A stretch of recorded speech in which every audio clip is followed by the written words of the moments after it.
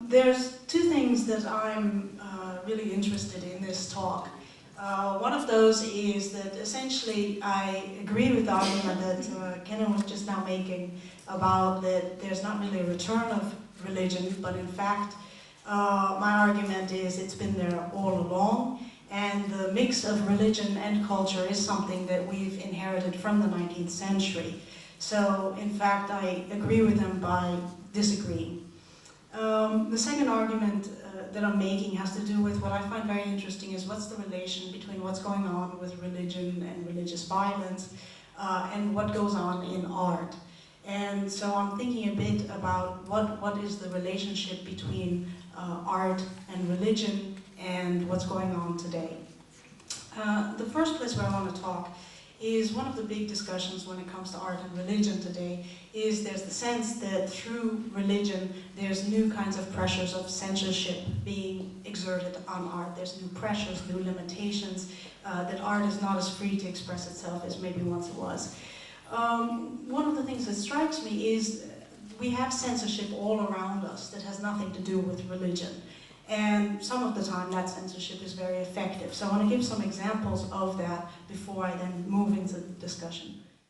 This first picture, these are dead Marines in Iraq who were blown up by a suicide bomb.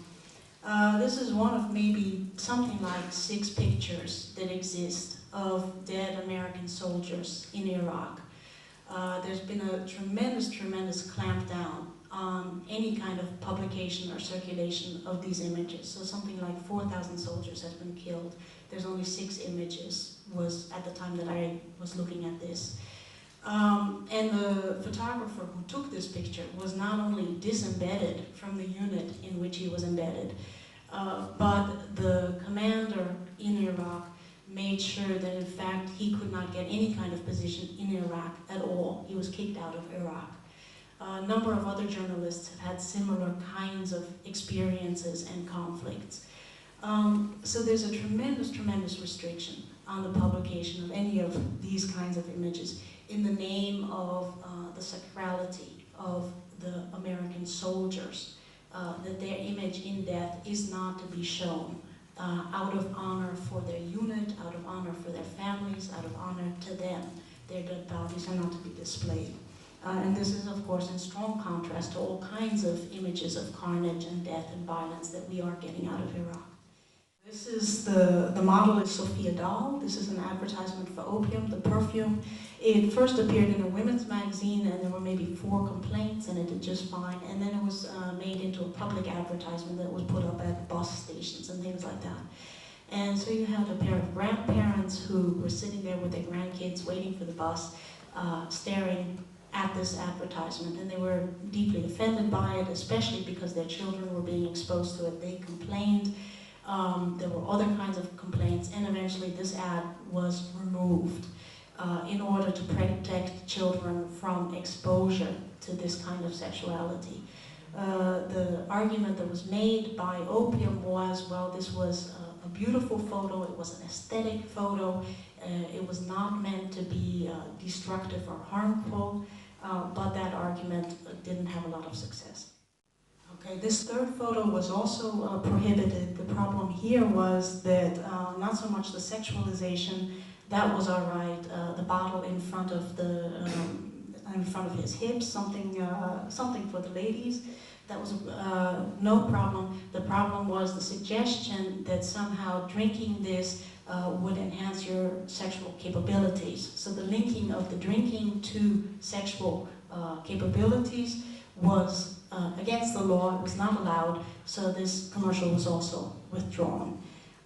There's a couple other commercials that I'll show you, just ads that I'll show you that have been criticized but were successful, and I'll finish with a video that's a commercial for a phone ringing tone that some of you maybe have heard. It's for the Crazy Frog.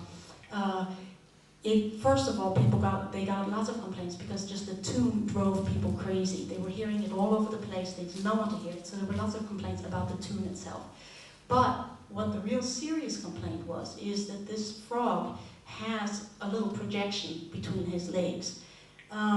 And so there was a sense that there was sexual organs being shown on this little frog, that this was inappropriate, again, that children might see this, that children should not be seeing sexual organs on a frog.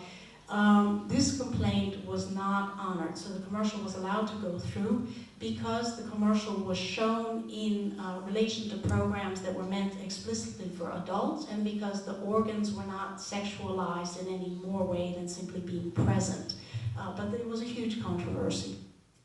Okay, so you see the unhappy person who's spray painted on there, sexist child, but that didn't have any effect.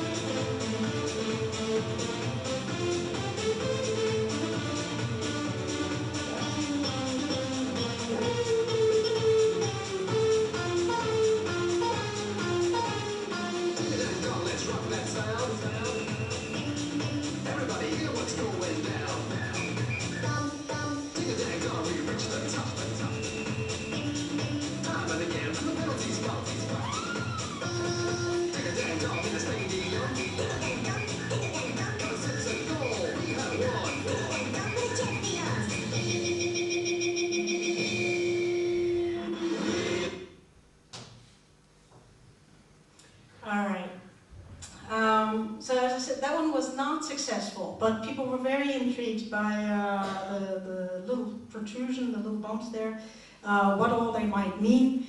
But what I find really interesting is that even though there were complaints about this, discussions about this, even though some of this censorship in the name of children or in the name of nationalism or soldiers has been very successful, it hasn't generated the same kinds of intensity of debate and concern as religious criticism of art. So there, to me, it seems that there's a discrepancy between the kinds of attention we're paying to the different kinds of censorship that are operating in society. And we all know that every society has its taboos and its censorship, but somehow there's a sense that there's something wrong with the religious censorship. And so I'm wondering, you know, what is this? What's the problem with that?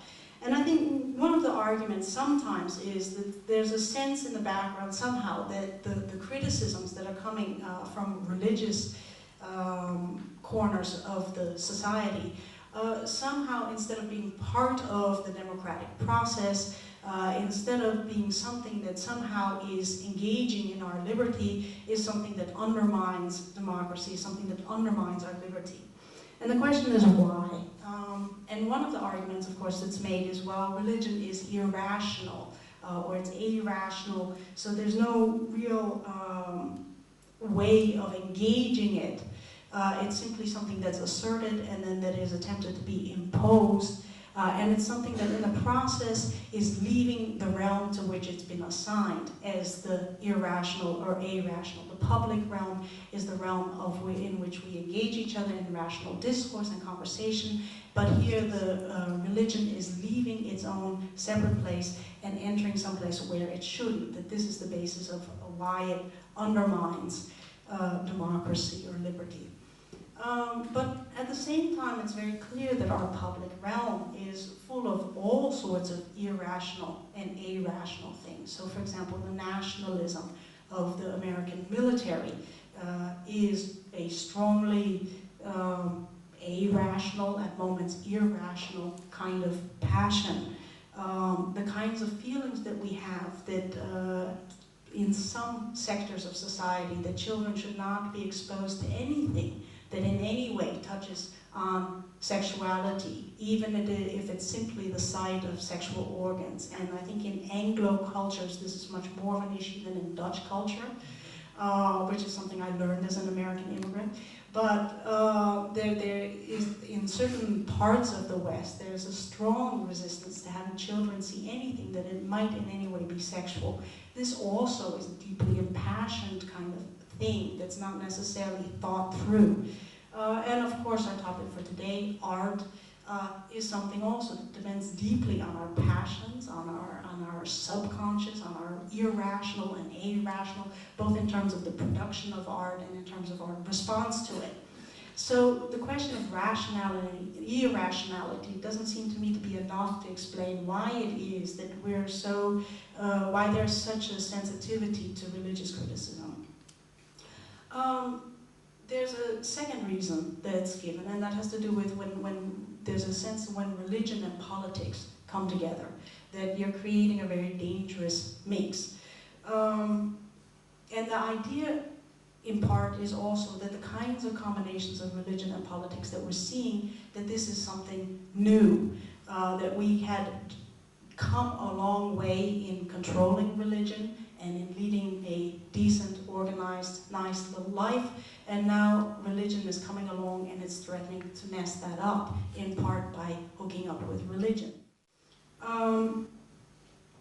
In practice, if you look on the ground, if you look historically, right, there hasn't actually been that kind of separation of religion and politics. I know we talk about a separation of church and state, but if you look actually what goes on in different countries, you don't actually see any kind of pure separation of church and state. So you notice this especially if you're a foreigner in different countries. You come to Holland, for example, as an American, and it's very, very surprising that you have a political party called the Christian Democrats.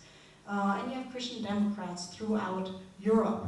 And this is not really up for discussion, even though we're very concerned about the separation of church and state. You have government's funding for religious schools, for religious organizations. You have government payment to members of churches. You have all kinds of mixing together of government and church institutions, religious groups, and so forth.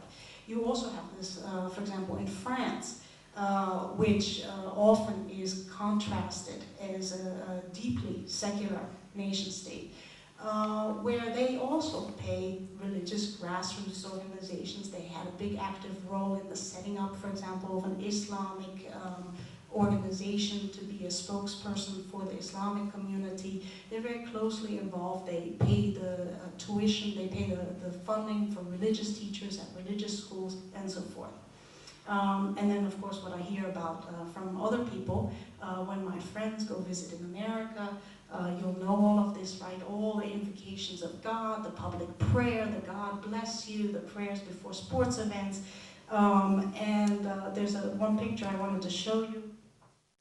Okay, and this was a cover from Rolling Stone. Rolling Stone is the iconic rock and roll magazine of rock and roll rebellion. By now it's gotten to be, you know, kind of guys in their 60s who are remembering rock and roll rebellion. But still, this image of Obama as the great savior, you have also the text next to it, a new hope, and Hillary's last stand. So very kinds of religious terminology with the great halo behind Obama. And this is playing along in the unconscious and in the conscience of the nation. Obama is the great savior. I don't blame, this is a feeling I have after Bush, who wouldn't be looking for a savior, but still, it's very present and very visible. This mixing of the religious and the political and the cultural is something that goes back to the 19th century. And when you have a huge surge in the expansion of Europe through the globe, so you have colonialism, you have missionaries. Often when we talk about it, there's a tendency to assume that these were reinforcing factors. In fact, missionaries often were very critical of the colonials. The colonists were often very irritated with the missionaries.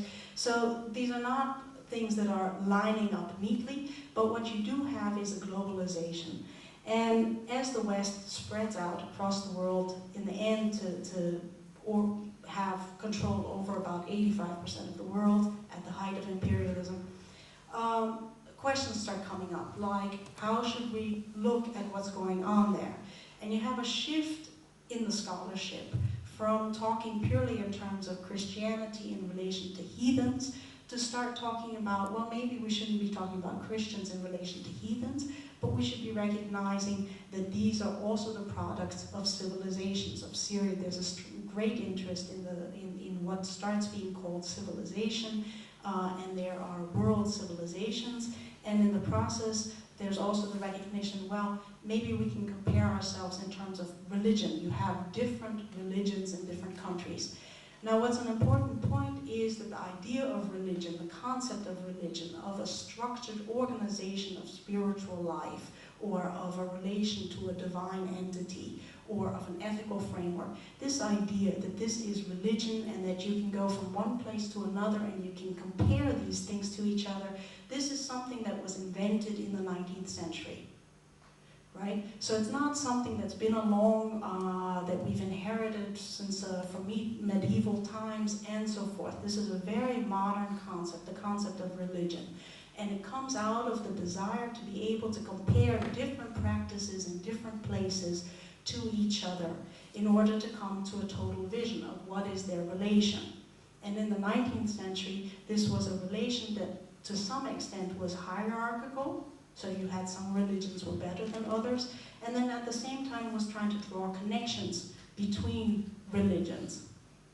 And it's not something that simply happened, that everybody agreed to, but of course then it starts being contested, because the question is, who gets to define what religion is? Who gets to define what religious tradition is?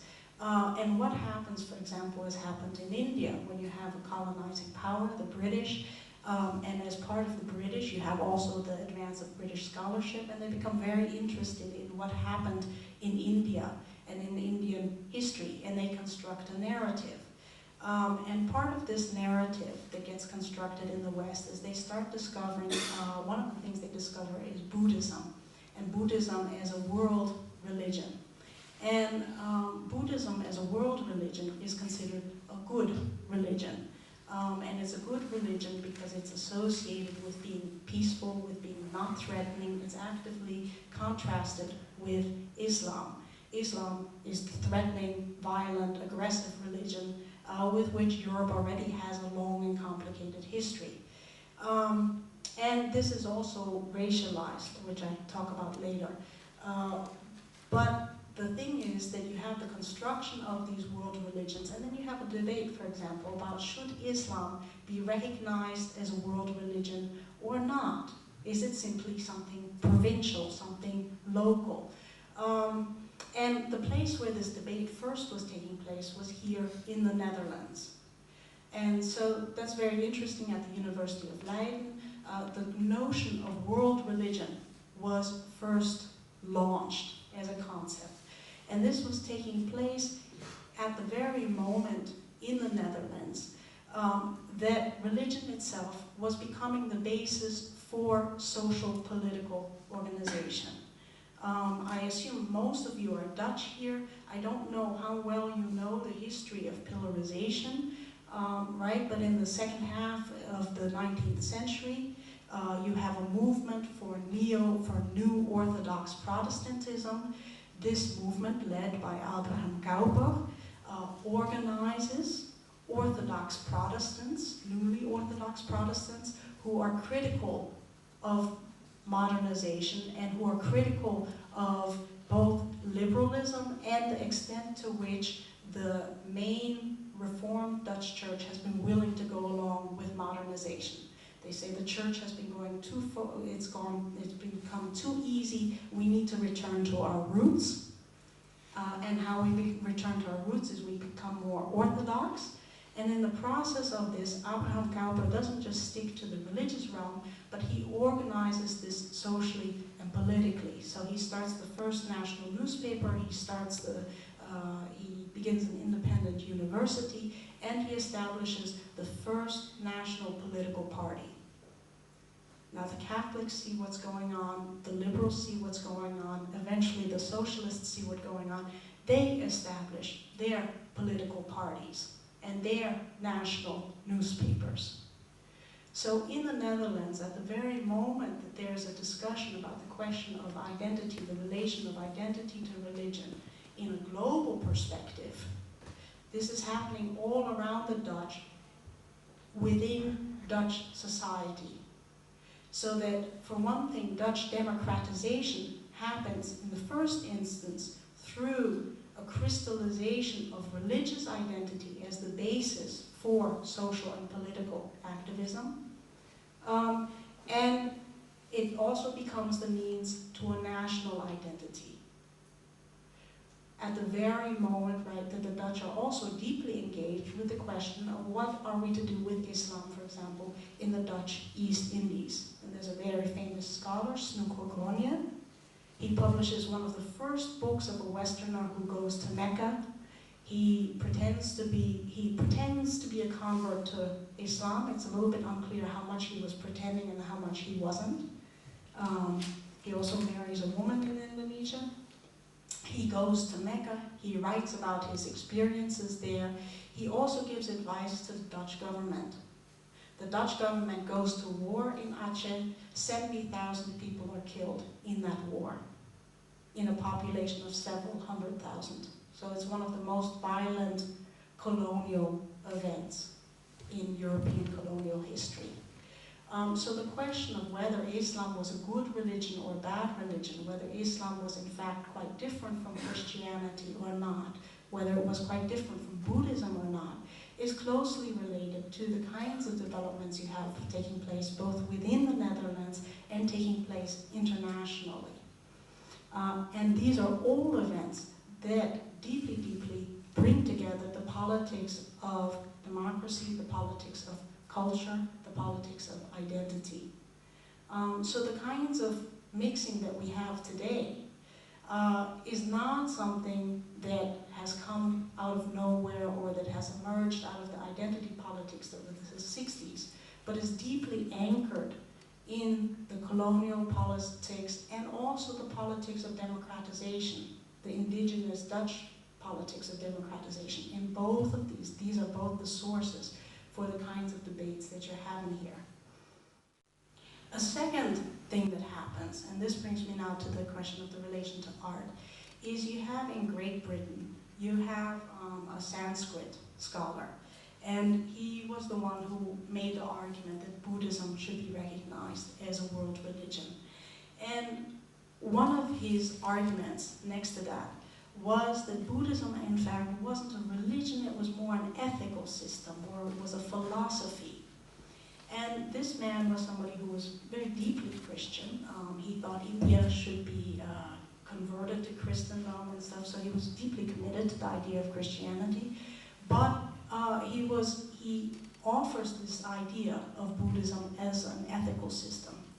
And what the radical newness of this is this idea that you can have an ethics that's separate from religion, right? And I think most of you will know, up until very recently, in fact, this was generally thought you need to have religion in order to have a moral framework.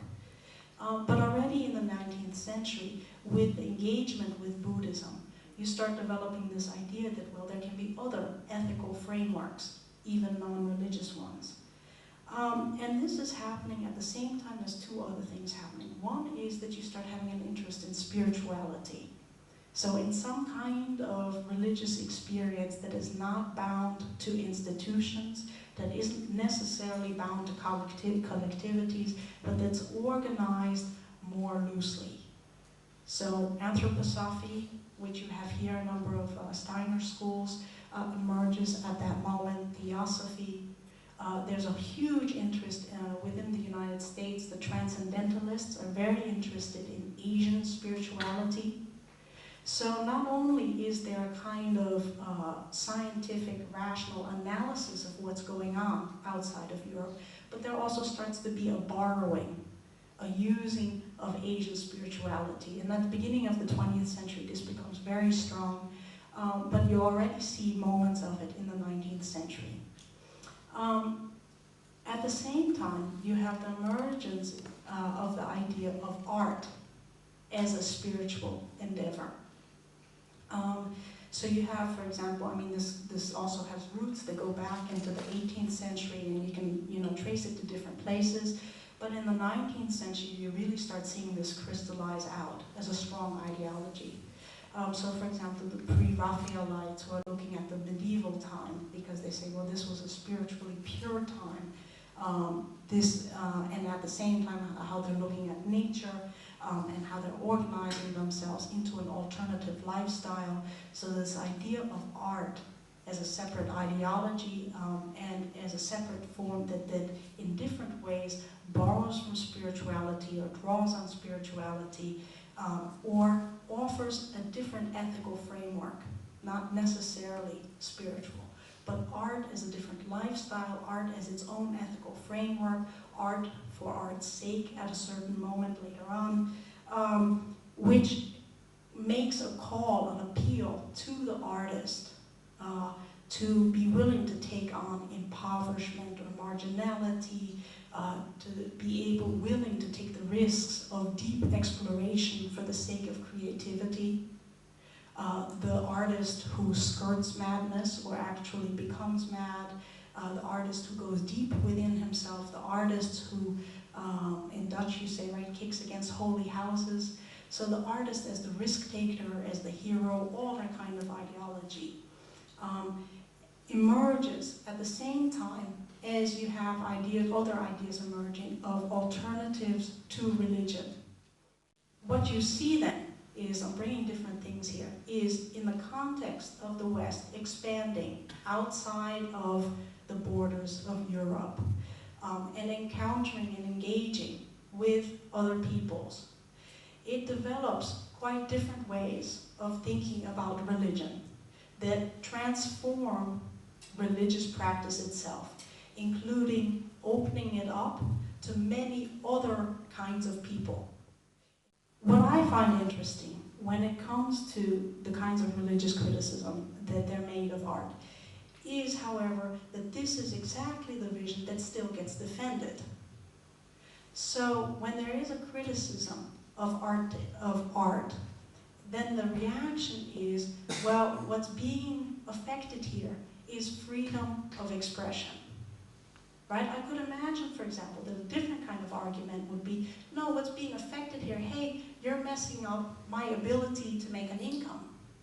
If we think about the commercialization of art, right, and there's, of course, there's huge debates about this, how much is it commercialized and how much not, do you still have freedom, can you still be productive, or are you completely subject to the market, and so forth. But you could make an argument that when somebody brings damages to your art, makes it more difficult for you to exhibit or impossible for you to exhibit, and so forth, that what this is affecting is the commercial viability of your art. But this is not an argument that we make generally. At the same time, we do allow other kinds of constraints to be placed on art. So, for example, we're not going to be very tolerant of racist art, of fascist art, totalitarian art. In some cases that will be prosecuted, in many cases will avoid it, or it simply will not be shown. We also know that there's all kinds of constraints through the market. So there's many ways in which our artistic expression is limited. But when it is limited by religious criticism, then the argument, especially forcefully made, is this is a limitation of the freedom of expression.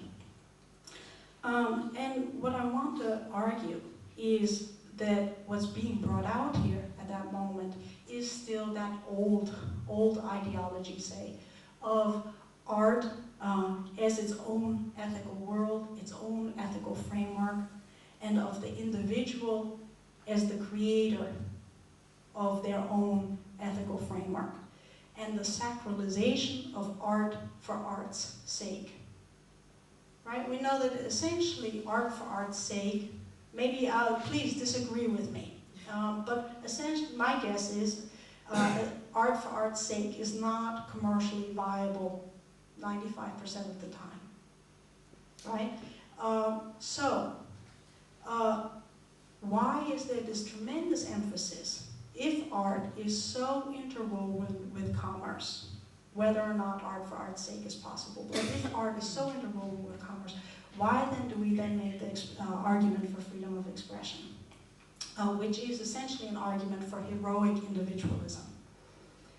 And my argument is essentially what you have is that you have two competing ethical systems or ethical religious systems. And what lends this extra intensity is that these systems in turn have alliances with particular states and political bodies, right? So for example, when you had the fatwa about Salman Rushdie, and you know much more about that than I do, so you can correct everything I say, but you have the fatwa of Salman Rushdie. It makes all the difference that this is backed up by the Iranian state, right? And Salman Rushdie, in turn, is protected by the British state and by the American state.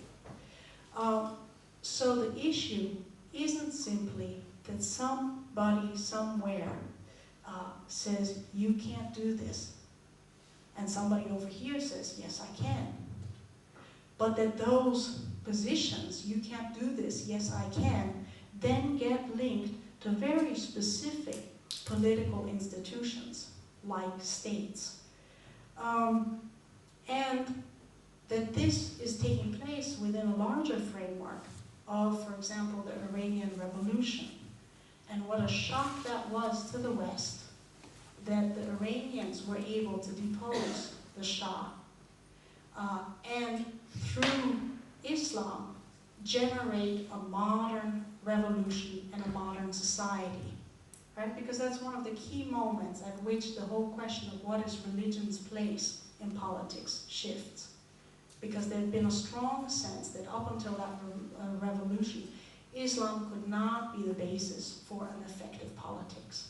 And suddenly it is. It's the basis for an effective mass politics, a modern society, and a society that tries to blend democracy and theocracy in a very interesting experiment that still isn't resolved today. Let me wrap up then. So the issue is that you have the critique of the freedom of expression, and my assertion is, my argument for the sake of argument today, is that the argument for freedom of expression is still very deeply linked to the idea of the artist as the hero. There's one moment that I find that this comes out, and I love how it happens both mostly on the part of the artist. And so I have 2 points that I'm going to close up with.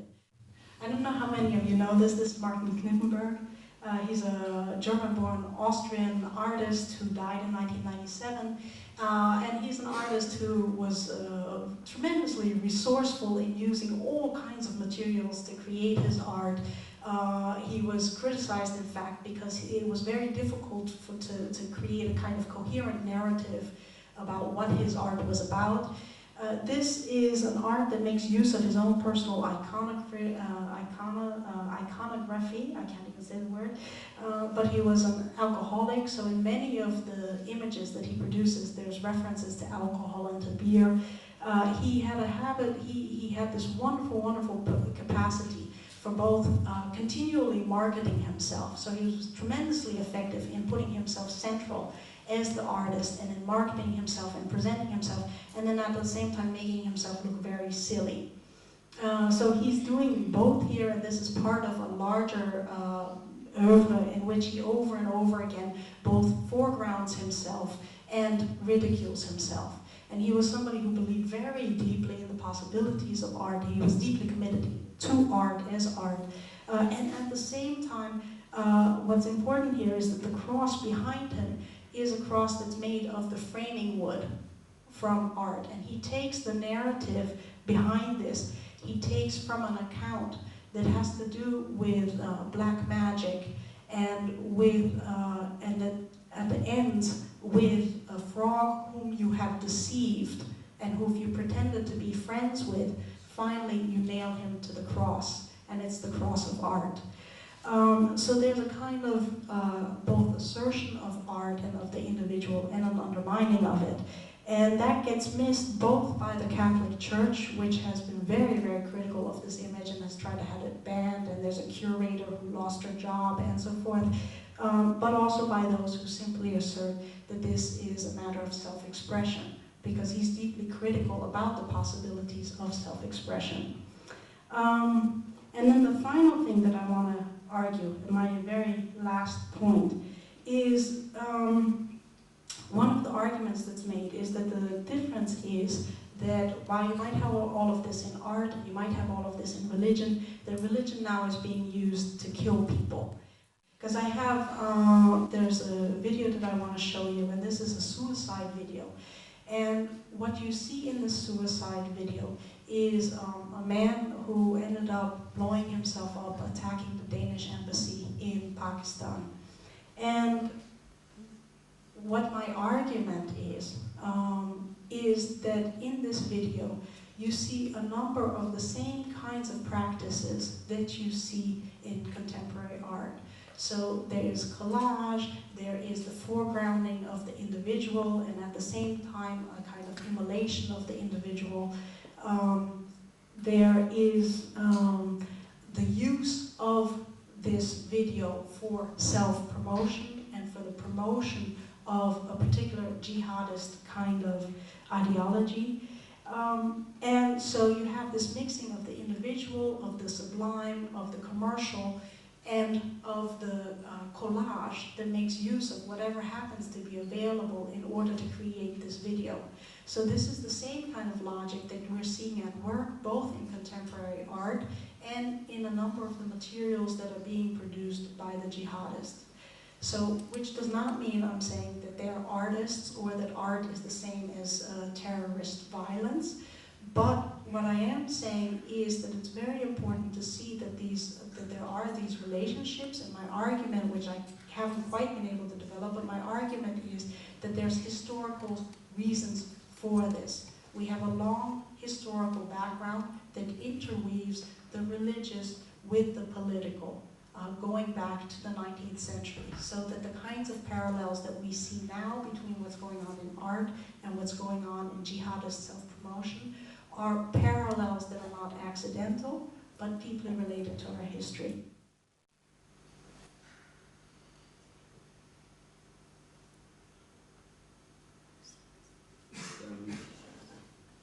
ولما جاء بشير لفارسنا أبي قريب المكي رحمه الله ببشرى اختياره للقيام بعملية استشهادية ضد السفارة الدنماركية في إسلام آباد، بكى الفارس رحمه الله من شدة الفرح وخر ساجدا لله شاكرا المولى على هذه النعمة، متضرعا له بالدعاء والبكاء، سائلا إياه التوفيق والسداد في هذه العملية الاستشهادية. بدأ التجهيز لهذه العملية، وبعد الترصد قرر المجاهدون أن تكون العملية في اليوم الذي تكون فيه أبواب السفارات مغلقة أمام الجمهور، وذلك حرصا على دماء المسلمين. وقبل الانطلاق إلى العملية وجه فارسنا رحمه الله رسائله الأخيرة.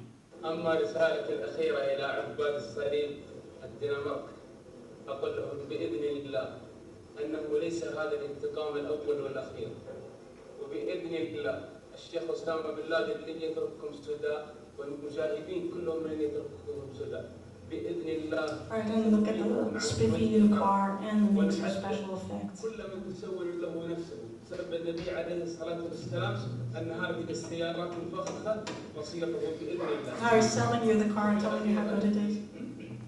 هذا النشيد يا أمي الغالية التي بإذن الله تكون بإذن الله أولا من أشفع له يوم القيامة إذا الله تقبلني شهيد بإذن الله. اعذريني يا بعد عمر اعذريني واغفر لي زلات عمري وسامحيني، ما قويت اجرح فؤادك يا فؤادي، لكن الجنة تناديني تبيني، لكن الجنة تناديني تبيني.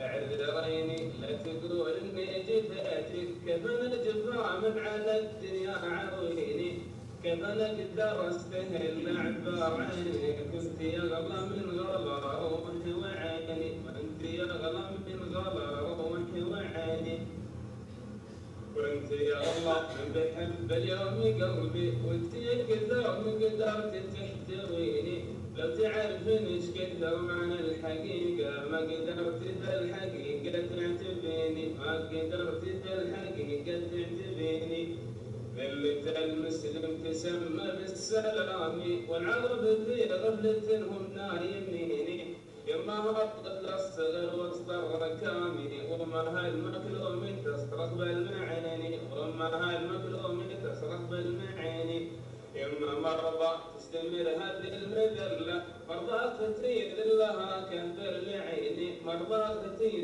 لها كثر لعيني مبغى مبغى مبغى مبغى مبغى مبغى مبغى مبغى مبغى مبغى مبغى مبغى مبغى مبغى مبغى مبغى مبغى مبغى حور الطين أبغى حور عيني مبغى حور الطين أبغى حور عيني. السلام عليكم ورحمة الله وبركاته.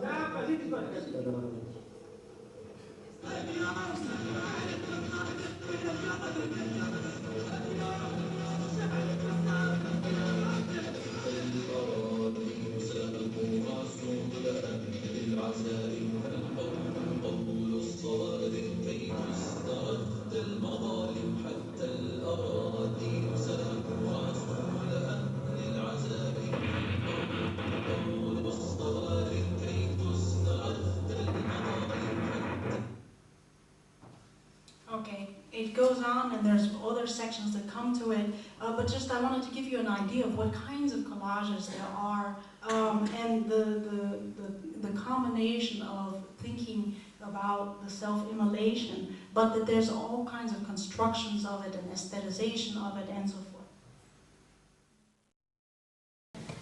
This is an image of Lucretia, who was raped by a swan, who's a god, and she's about to commit suicide. And what you see here is both a fascination, right? It's the same kind of voyeurism of violence that's going on. And you can trace that on into contemporary art and so forth. But what I wanted to let you see is that kind of looking at violence that's then linked to sexuality and so forth. You see this in those kinds of self-mord video, suicide videos, and you also see it in lots of Western art.